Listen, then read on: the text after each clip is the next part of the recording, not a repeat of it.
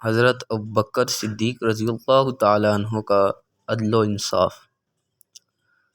حضرت عبداللہ بن عمرو بن عاص رضی اللہ تعالیٰ عنہ فرماتے ہیں، حضرت ابوبکر صدیق رضی اللہ تعالیٰ عنہ نے جمعہ کے دن کھڑے ہو کر فرمایا، جب صبح ہو تو تم صدقہ کے اونٹ ہمارے پاس لے آؤ، ہم انہیں تقسیم کریں گے اور ہمارے پاس اجازت کے بغیر کوئی نہ آئے۔ ایک عورت نے اپنے خاوند سے کہا، یہ نکیل لے جاؤ، شاید اللہ تعالیٰ ہمیں بھی کوئی اونٹ دے دے۔ چنانچہ وہ آدمی گیا، اس نے دیکھا کہ حضرت ابوبکر رضی اللہ تعالیٰ عنہ اور حضرت عمر رضی اللہ تعالیٰ عنہ اونٹوں میں داخل ہو رہے ہیں، یہ بھی ان دونوں حضرات کے ساتھ داخل ہو گیا۔ حضرت ابوبکر رضی اللہ تعالیٰ عنہ نے اسے دیکھ کر فرمایا، تم ہمارے پاس کیوں آ گئے؟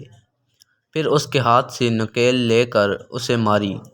جب حضرت ابوبکر صدیق رضی اللہ تعالیٰ عنہ اونٹوں کی تقسیم سے فارغ ہوئے تو اس آدمی کو بلایا اور اسے نکیل دی اور فرمایا، تم اپنا بدلہ لے لو۔ تو حضرت عمر رضی اللہ تعالیٰ عنہ نے ان سے کہا، اللہ کی قسم، یہ آپ سے بدلہ بالکل نہیں لے گا، آپ اسے مستقبل عادت نہ بنائیں۔ امیر تنبیہ کرنے کے لیے کسی کو سزا دے تو اس سے بدلہ لیا جائے۔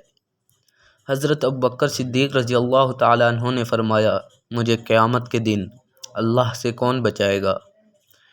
ان حضرات میں اللہ کا خوف بہت زیادہ تھا۔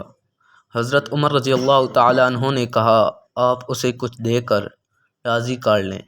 حضرت ابوبکر صدیق رضی اللہ تعالیٰ عنہ نے اپنے غلام سے کہا، تم میرے پاس ایک اونٹ، اس کا کجاوا اور ایک کمبل اور 5 دینار لے آؤ۔ چنانچہ یہ سب کچھ اس آدمی کو دے کر اسے راضی کیا۔